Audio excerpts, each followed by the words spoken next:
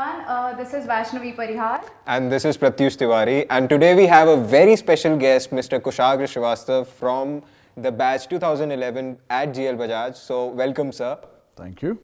How does it feel to be back at the college? Feels like a student. I mean, 2011 and 2022, almost approximately 11 years, right? So has it changed a bit? Well, in terms of the infrastructure, of course, the college has changed a lot. It's gone to another heights. But definitely it feels like, as a student coming back to the college. It's amazing to feel connected with you guys. Once again, thank you for the warm welcome, first of all. I never felt so welcomed in the college. So this is great gesture by you guys, by everyone in the management. And yeah, it feels excited. I'm very, very excited to be interviewing with you guys. So we love to know more about you, sir. Like everything, like all the questions and curiosity we have a lot of it. But before that, I would like to introduce you to the audience. So Kushagra Srivastava currently serves as a senior consultant within the Global Life Sciences and Aerospace Practice Group at DHR Global's Toronto office. And at DHR International, Kushagra has been closely working with some of the next generation pharmaceutical and medical devices companies. He was recently asked to lead consulting projects with renowned clients in the aviation aerospace sector. And he is now leading various projects in collaboration with Virgin Galactic, helping them with organizational strategy and design, assessment and succession, and leadership development. Also, he is a permanent resident of Canada. Your company, DHR Global, is the 5th largest retained executive search and talent firm advisory in the world. Right. But if we have to understand it in layman terms, how would you define it? Like, what is it that the company does? Yeah, great question. Well, in layman terms, my company is a consulting firm. We consult. We've got different verticals. So I'm a pharmaceutical and aerospace consultant for that matter, but we've got different verticals throughout the organization. What we try as a DHR company, what we try to do with the clients is we try to help them with organizational design, strategy, assessment and succession, and leadership development, which means if there's any gap that needs to be fixed in terms of consulting, in terms of strategy, in terms of talent, in terms of resources, we help them do that. Okay, so what is your role in the company? I'm working as a senior consultant in the organization. As I mentioned that, currently I'm focusing on aerospace and pharmaceuticals. So I've got clients on both the sides. I work with medical devices, I work with drug development companies, I also work with some of the aerospace clients. And I help them with talent resourcing, succession planning, and organizational development. So that's my role.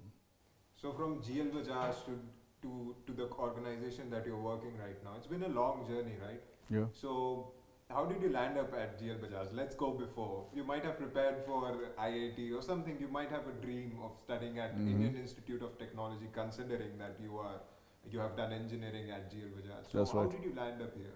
Well, you answered the question yourself. I was preparing for IIT. Yeah. Of course, I think my stars weren't that great at that time. Coming from a family of IITians, by the way, my father is an IITian, my sister is an IITian. I had that huge pressure of cracking IIT, which for some reasons I wasn't. But then GL Bajaj turned out to be a great college, and I was like, let me just try my luck out. Well, look where I am. Yeah. I'm very happy with GL Bajaj. The education that I got is technical field. I personally feel that it doesn't really matter if you're studying into IIT or GL Bajaj or any institute for that matter. If you've got dreams to aspire, you can make it big anywhere. True that. But you have done electrical and electronics engineering from GL Bajaj, right? So why this specific branch? Like considering that you were a pass out from 2011, then at that point of time, computer science was in, trend. That's right. So why specifically you chose electrical and electronics?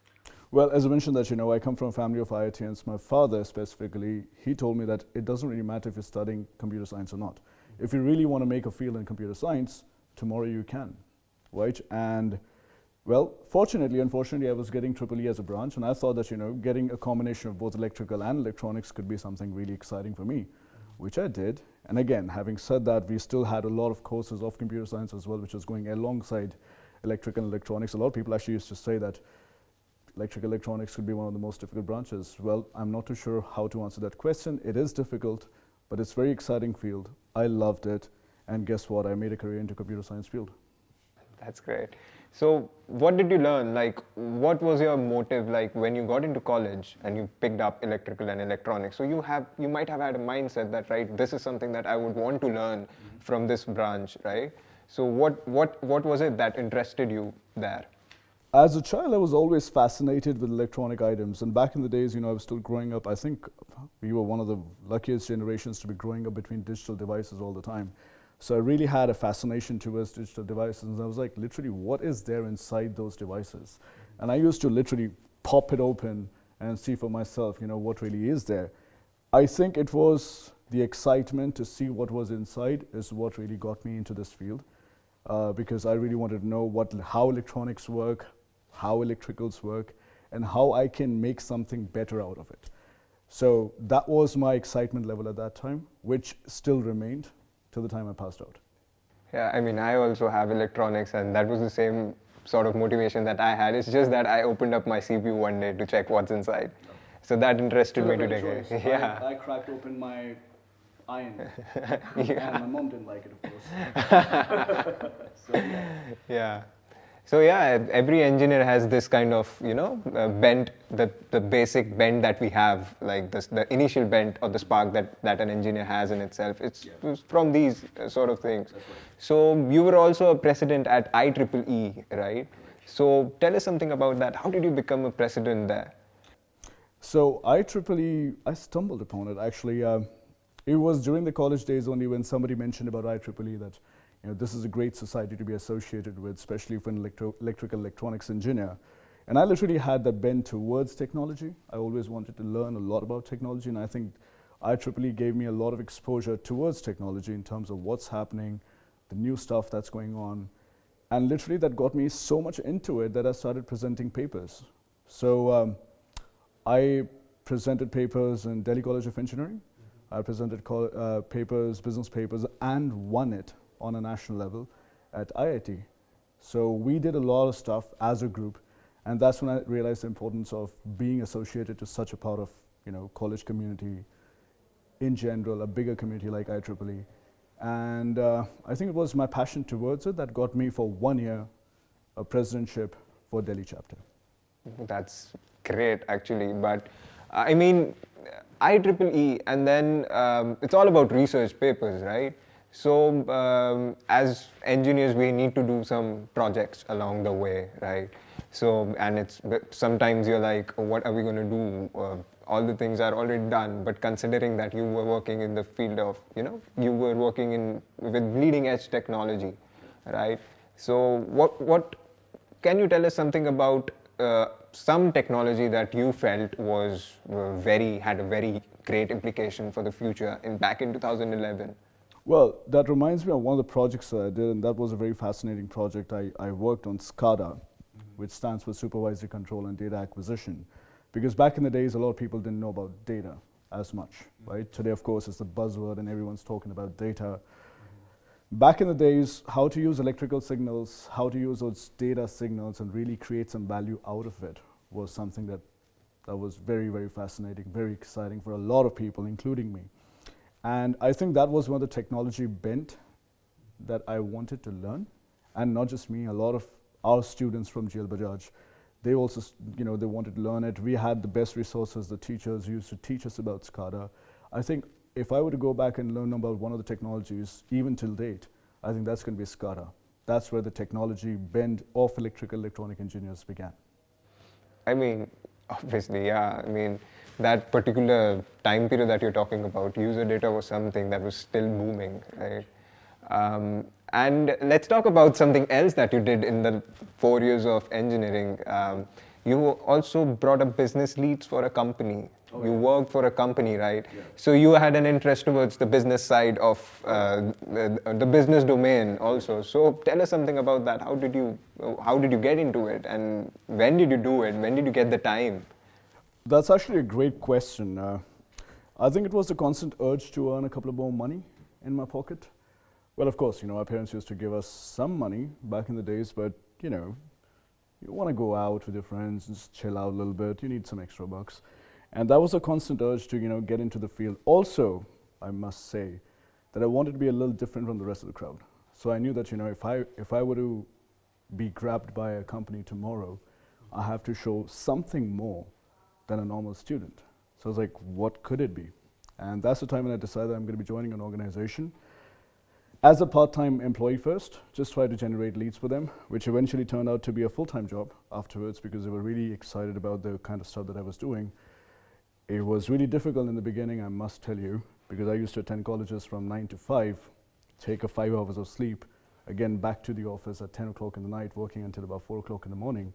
And that was my daily routine for almost 4 years. But I made a lot of money. And I can't really complain about that. Sir, so were you like always eager to continue your studies, like further studies from a foreign country? Yeah, well, honestly, no. Because when I was studying over here, I literally wanted to make it out in the world, like as quickly as possible, just get out and do some work. But it was only when, you get selected into a couple of companies, I'm not going to name them, of course, if you want, I can name them afterwards, but some of these companies, they gave me the idea of, just continuing a little further and see what's there, when you come to a leadership position. And that's when I decided that, should I really pursue, further studies, which of course meant management because I wanted to get into management and get that leadership position as quickly as possible. And that's, that kind of concreted and I went ahead. So that you mentioned that you actually pursued MSc International Business. Correct. So were you like interested in that? You had a bent towards that subject or something? Yeah, I think, when I was counseling with some of the senior officials from different universities, everybody speaks about their own, universities and their own courses. Somewhere I was speaking with one of the individuals who made a lot of sense to me when it came to international business, They segregated the ideas of how businesses would look like in the next 10 or 15 years and 20 years. And having that bent to get into the corporate life literally kind of attracted me towards it. I was like, if this guy can make so much of sense out of this course, imagine what you can do when you start learning that course. And that's when I decided that, I want to pursue international business. So that's the answer. Great, okay. So in 2011, you graduated and Yes. then further you went London for Correct. your further studies. Yes. So how do you differentiate the two processes of education and the environment and everything? So that's actually a very good question. In fact, a lot of students, not just students, in fact, a lot of people actually ask me that question. What's the difference between the education over here and education outside? Well, hands down, Indian education system, I believe, is the best education system in the world because you get to learn a lot. But when it comes to practicality, when it comes to applying that knowledge into the real world, is what I understood when I went outside.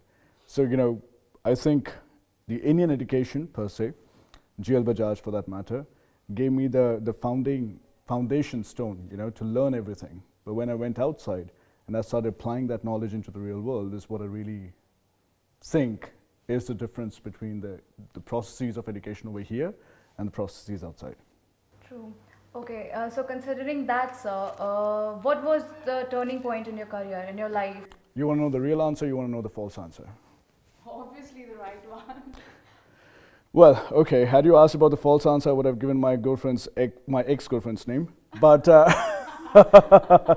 yeah, but, honestly, I think it was more about just doing something in life, There's this very famous dialogue from Ranbir Kapoor's movie which says, I really don't want to stop, right? I want to run, I want to fall down, I want to reach the sky, but I don't want to stop. That's the kind of gist that I had when I was growing up. I never wanted to stop. I wanted to go ahead, see what's out there. I'll fall, but I was never afraid of making mistakes, right? So that urge towards taking that extra edge towards life really got me into what's next? That's it. Great. Okay, so sir, I'm sure that you're here and you'll be reminiscing and you'll be hit by nostalgia, a lot of it. So we obviously have a few questions for you about that we would like to know, and I'm sure all our audience would like to know about it. So there is a myth, or probably it is the truth, that GL Bajaj is considered to be a strict college. Mm-hmm. Students consider it in terms of timing, punctuality, and all those positive things. We take it as a restricted thing for us. Yeah. So what's your take on that? Did you as well consider it a strict college? And if you did not, then at this point, what would you like to tell us about it? No, I think, I've never considered GL Bajaj as a very restricted place. I think, personally speaking, when I used to come to the college, I used to really like coming to the college just because of the fact that, we're very open, having a, to and fro communication, not just with the friends, but also with the faculties. So yeah, and personally speaking, I think, a college should always be remembered for its discipline. That's what brings culture in you. And I think all of us, we are very proud, the alumni, the people who are still studying over here, we are very proud that GL Bajaj has inculcated those values in us, that discipline is required no matter what ground you hit, right? So if it's discipline about coming to the college on time, if it's going back on time as well, nobody's going to stop you. Do whatever you want in between those times or outside those timings, right? So I think discipline is really important, and I'm very proud that GL Bajaj has so far maintained that. Connecting that, how do you feel that your life at school was different, was very different? How do you differentiate it at your life at school and at GL Bajaj? From school and GL Bajaj, of course, there's massive difference, because when you get into a school, you're still kind of learning a lot of things, but when you come to college, you're trying to make something out of it. You know that you're standing at the final pedestal of life. So, of course, the way our minds work, they're going to be very different.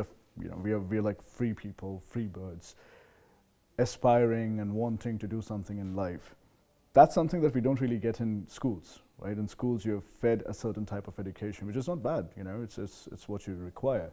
It's called as shepherding in my language. You need to be shepherded. But when you're out here in the college, there's nobody to shepherd you except your own faculties. So you got to build your own dreams, you got to make it to your own dreams. The one thing that I learned when you come to college is to live up to your dream. If you feel you have a dream, just live up to it. Who's stopping you? There's nobody who's stopping you. So go ahead, do whatever you feel like in a good way. And pursue whatever you want. That's what you achieve in college. Talking about dreams, you said you should live up to your dreams. When did you started to feel that you are actually living up your dream, or did you ever dreamt of doing something? I dream every single night, right? So there's no stopping in my dreams. I dream about the next step every single time. If you were to ask me when did I dream first, I don't know. I just dreamt. I never stopped dreaming, right? I always worked on my dreams. Yes, when I got into college, I had a dream of getting into something which I came very close to. Then I realized 4 years later, do I really want it? Does that really make me happy? And that's the self-realization, the introspection is what I did by myself. And you have to choose whatever you want. And that goes tied back to the question that she asked me earlier. Do whatever you want to. Feel free, be happy, pursue your dreams. Dream could be as big as being a musician like A.R. Rahman tomorrow, or making it to the space as an astronaut tomorrow. Who's stopping you? Just do it. So talking about dreams, the next step when you talk about dreams is getting, successfully fulfilling your dreams or being successful at that point. So have you ever tried to define success in long term? Like how do you, think of it, success? I don't define success in long term because you've never seen long term. I define success in short terms.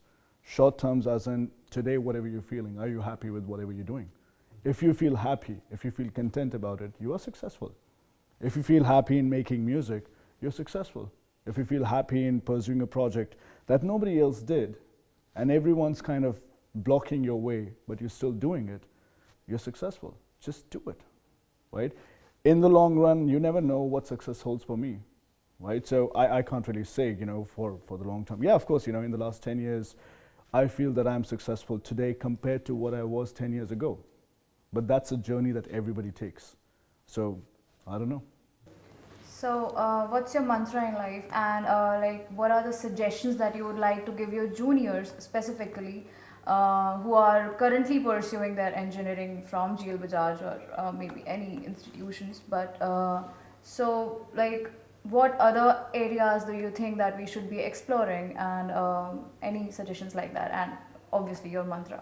Yeah, I think, my mantra in life, well, I've got a lot of mantras in life, but, one of the mantras that I always live up to is, if you can think it, you can do it. You know, if you pursue or if you really want something, just go ahead, but it should make sense. It should make sense to you, right? So just do whatever you feel is right in life and just do it. Yes, of course, you know, if you were to talk about suggestions, I was just taking a walk right now. As you rightly mentioned, you know, it feels very nostalgic to be back in the college. And as I also said, that GL Bajaj is always considered to be like a very disciplined institute. I feel that, you know, all of us, we should just try to not just talk about discipline, but also try to indulge ourselves into, you know, extracurricular activities. Just try to see what's outside the box. You know, think outside. Think beyond what a student can think. Think like an individual. Think like a mature person. What is exactly that, you know, what makes you happy? What really is something that you want to pursue short term and long term, right? That's a moment when you start thinking like discipline is one thing, but getting outside the box and networking with people, you know, go out, meet your friends, go out, speak to your faculties, go out, sit down with the PDB people. In fact, every single time, and that's one thing, that's another mantra I actually used, I never used to miss any of the PDB placement meetings. I was always there because I wanted to understand from the other side of the fence what they want, right? But apart from that, it's not just always about career, you know, it's always about networking. It's about, you know, going out, high-fiving with the people, you know, go out, meet people, join extracurricular activities. You like football, nobody's stopping you. You like singing, nobody's stopping you. GL Bajaj provides you with a platform where you can go out and showcase your talent. In fact, a lot of times people have gotten the push to pursue their dreams in a different way when they were taught and mentored by the teachers over here. So, yeah. Thank you so much, sir, for sparing your precious time and being here with us.